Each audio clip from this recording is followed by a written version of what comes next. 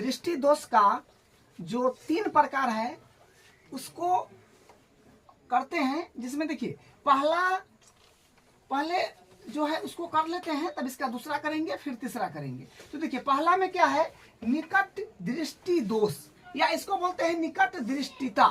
तो देखिए निकट दृष्टि दोष जो होता है, ये क्या होता है कि इस रोग से ग्रसित व्यक्ति को निकट की वस्तु तो स्पष्ट दिखाई पड़ती है, मगर दूर की वस्तुएं स्पष्ट नहीं दिखाई पड़ती है। देखिए निकट दृष्टि दोष में क्या होता है कि इस रोग से ग्रसित व्यक्ति को निकट की वस्तु तो स्पष्ट दिखाई पड़ती है, मगर दूर की वस्तु स्पष्ट दिखाई नहीं पड़ती है। देखिए इस दोष में व्यक्ति के अभिनेत्र लेंस का दूर बिंदु निकट आ जाता है। क्या है ये पॉइंट कि इस दोष में व्यक्ति के अभिनेत्र लेंस का दूर बिंदु निकट आ जाता है, और उसके बाद है कि इस दोष में दूर रखी वस्तु का प्रतिबिंब रेटिना से पहले बन जाता है। इसका मतलब देखिए समझते हैं, अगर दूर बिंदु का मतलब क्या होता है कि दूर बिंदु मतलब अनंत। जैसे हम सूर्य को देखते हैं, तारे को देखते हैं, चंदा मामा को देखते हैं, तो ये सब क्या है, ये सब काफी दूर है, वहां पर हम पहुंच नहीं पाएंगे, तारे तक पहुंच नहीं पाएंगे, तो उसको हम अनंत बोल देते हैं। तो अगर यहाँ पर कोई वस्तु है, यहाँ पर मान लीजिए कि एक बॉल जैसे है, तो बॉल जैसे है तो ये अनंत पर है, उतना दूर है तो अनंत पर है, दूर बिंदु अनंत पर। यहाँ से देखिए प्रकाश किरण आ रहा है, तो ये तो मानव नेत्र है, ठीक है। और ये स्वस्थ मानव नेत्र के लिए पहले देख लीजिए, स्वस्थ मानव नेत्र, अगर मान लीजिए कोई स्वस्थ व्यक्ति है, ठीक है, स्वस्थ व्यक्ति है, तो उसको स्पष्ट सूर्य तारे चंद्रमा स्पष्ट दिखेगा। तो यहाँ से अगर प्रकाश, क्योंकि सूर्य तारे और चंद्रमा में प्रकाश होता है, तो वो हमारी आंख मतलब उसको देख पाता है, आंख से हम उसको देखते हैं, तो हमारा इमेज रेटिना पर बनता है, ठीक है। तो देखिए अनंत से प्रकाश किरण आ रहा है, अनंत से प्रकाश किरण आ रहा है, तो ये देखिए ये रेटिना पर जो है ये यहाँ पर आ रहा है, तो यानी ये इसका इमेज जो है, प्रतिबिंब है, ये रेटिना पर बन रहा है। तो स्वस्थ मानव के लिए हुआ। अगर मान लीजिए कि स्वस्थ मानव नहीं है, ठीक है, ये फिर जो है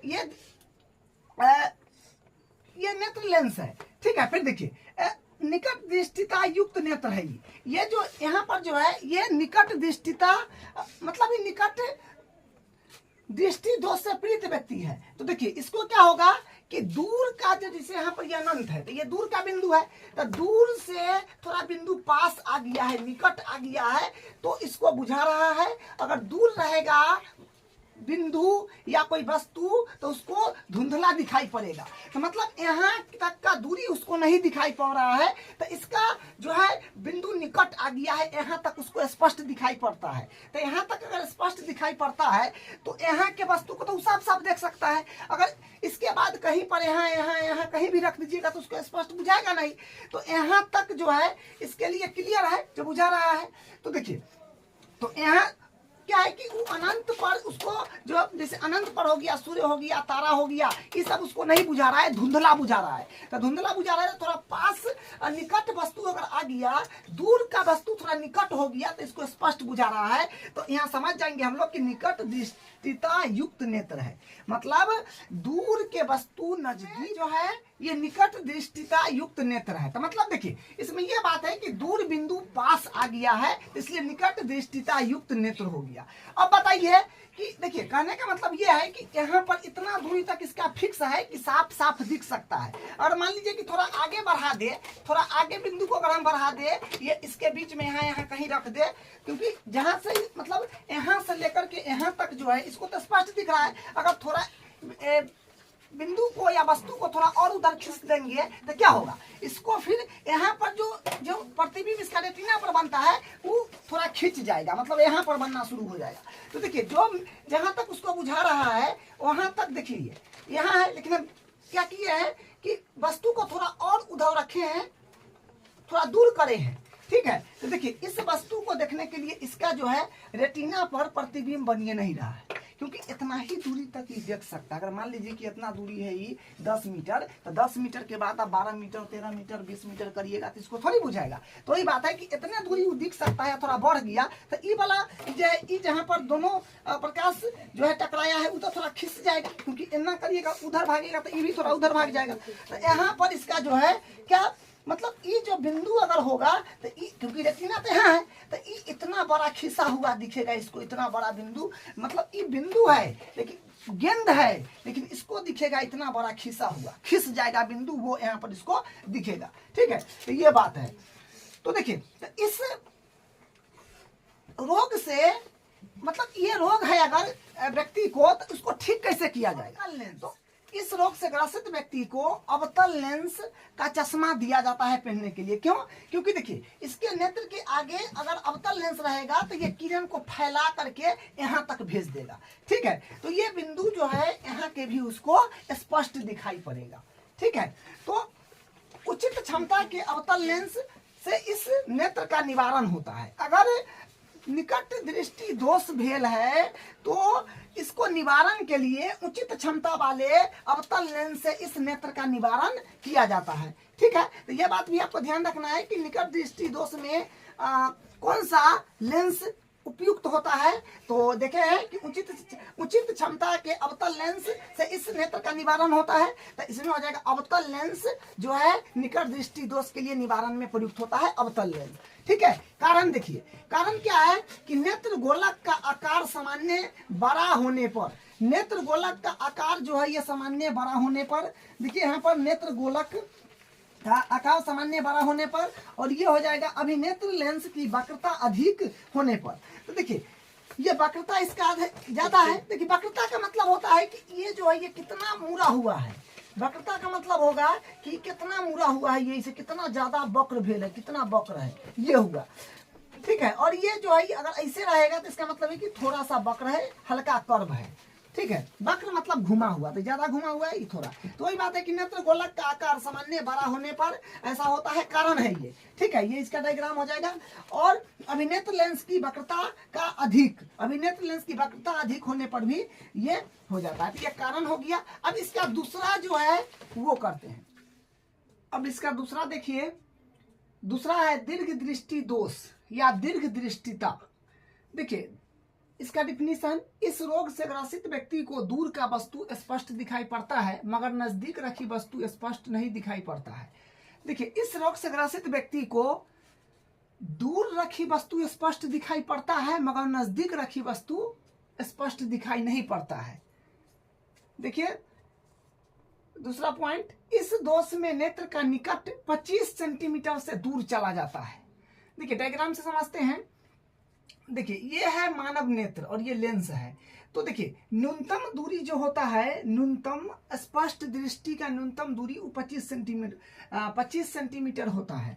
और ये स्वस्थ नेत्र का निकटतम बिंदु जो है, मतलब हम मान लिए कि ये स्वस्थ नेत्र के लिए है। ठीक है, तो ये 25 सेंटीमीटर पर स्वच्छ नेत्र का जो होता है निकटतम बिंदु 25 सेंटीमीटर होता है। तो ये जो है इसका प्रतिबिंब जो है, अगर यहाँ पर कोई 25 सेंटीमीटर दूर पर अगर कोई वस्तु रखा हुआ है तो उसका प्रतिबिंब रेटिना पर बनेगा। ठीक है, तो यह स्वास्थ्य नेत्र का निकटतम बिंदु हो गया। देखिए दूसरा पॉइंट, इस दोष युक्त नेत्र में निकट बिंदु से पहले रखी वस्तु का प्रतिबिंब रेटिना के पीछे बनता है। अब देखिए बात समझिए, दीर्घ दृष्टि दोष में क्या होता है कि इसमें जो निकट का वस्तु रहता है वो दूर चला जाता है।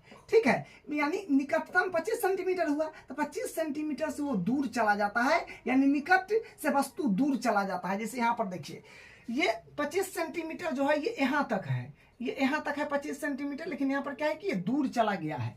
तो यहाँ क्योंकि 25 सेंटीमीटर तक इसको स्पष्ट दिखाई नहीं पड़ता है तो ये दूर चला गया है, यहाँ आ गया है। तो यहाँ से ये वस्तु को देख रहा है तो इसको क्या है कि स्पष्ट जो है दिख रहा है, क्योंकि इसका जो है पास नजदीकी बिंदु दूर चला गया। ठीक है। दीर्घ दृष्टि दोष में नजदीक का बिंदु जो होता है वो दूर, मतलब नजदीक का वस्तु नहीं दिखाई पड़ता है, वो नजदीकी जो है वो दूर चला जाता है। निकट का बिंदु नहीं दिखाई पड़ के दूर का दिखाई पड़ता है। तो ये जो हो गया दूर दृष्टि युक्त नेत्र का निकटतम बिंदु है। मतलब दूर दृष्टि युक्त नेत्र का निकटतम बिंदु है, जिसका मतलब नेत्र जो है दीर्घ दृष्टि दोष से ग्रसित है। ठीक है। तो ये जो है निकट का वस्तु नहीं दिखाई पड़ता है, उसको दूर का दिखाई पड़ता है। जैसे मान लीजिए कि कोई भी वस्तु को या फिर हम किसी चीज को या किताब पढ़ते हैं तो मतलब 25 सेंटीमीटर दूर रखते हैं तो सुस्पष्ट दिखाई पड़ता है, और पढ़ने में जो है अक्षर सब साफ बुझाता है। ठीक है। तो न्यूनतम दूरी जो होता है 25 सेंटीमीटर होता है। तो इसमें जो है कि इसको अगर मान लीजिए कि 25 सेंटीमीटर यहाँ पूरा है तो इसको यहाँ नहीं बुझाएगा। अगर दूर दृष्टि दोष से कोई ग्रसित व्यक्ति है तो वो ऐसे करके पढ़ेगा, थोड़ा दूर हटा के।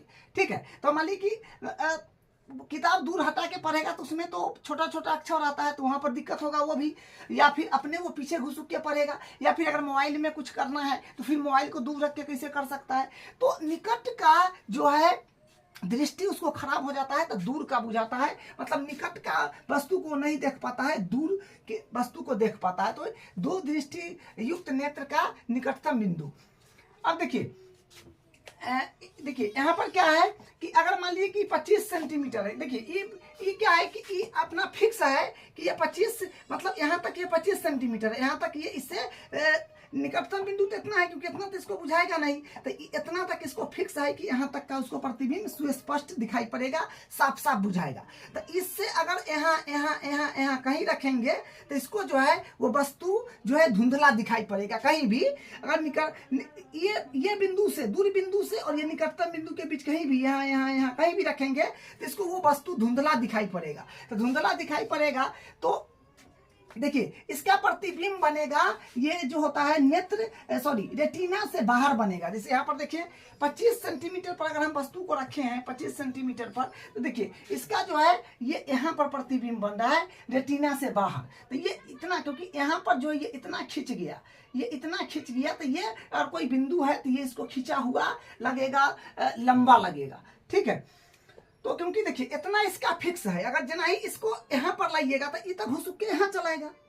अगर इतना तक इसका फिक्स है, अगर इसको उठा के यहाँ पर लाएंगे तो खिसी के यहाँ चलाएगा। तो इसके कारण इसको क्या होगा कि स्पष्ट वो वस्तु नहीं दिखाई पड़ेगा। ठीक है। तो देखिए, तो इसको निवारण के लिए जो होता है, निवारण कैसे होगा, कैसे ठीक होगा, तो देखिए तो ये है आपका दीर्घ दृष्टि दोष युक्त नेत्र, दीर्घ दृष्टि दोष युक्त नेत्र है। ठीक है।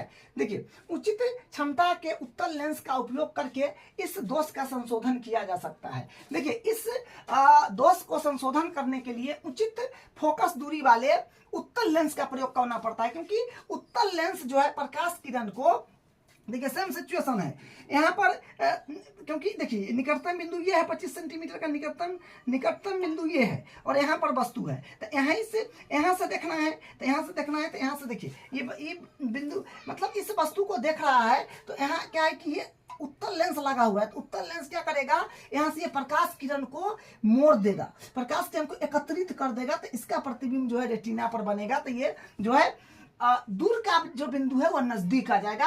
उत्तल लेंस से इसका निवारण होता है। तो वही कि उचित क्षमता के उत्तल लेंस का उपयोग करके दोष का संशोधन किया जा सकता है। ठीक है। तो दीर्घ दृष्टि दोष को दूर करने के लिए कौन सा लेंस प्रयुक्त होता है, तो उत्तल लेंस। ठीक है।